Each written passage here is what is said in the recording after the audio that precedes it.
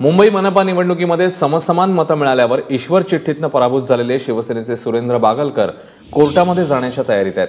चिठ्ठी टाकून झालेला नशिबाचा निर्णय मान्य नसल्याचं बागलकरांचं म्हणणं आहे।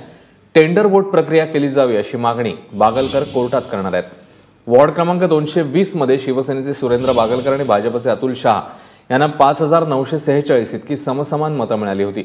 यानंतर ईश्वर चिठ्ठी काढण्यात आली होती। त्यात भाजपच्या अतुल शाह यांना विजयी घोषित करण्यात आलं होतं।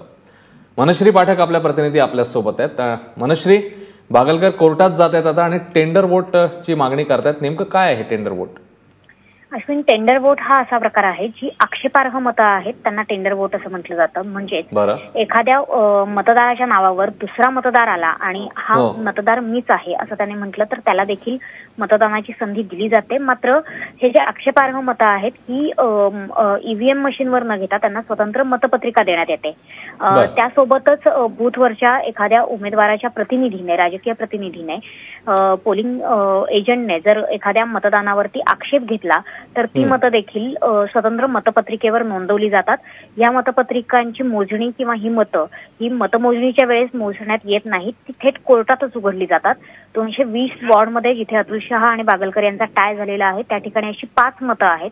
या 5 मतांची मोजणी कोर्टासमोर व्हावी अशी मागणी आता बागलकरांची आहे। त्यानुसार ते कोर्टात जाण्याच्या तयारीत आहेत। सगळी प्रक्रिया नेमकी काय आहे ती सध्या ते समजावून घेत आहेत।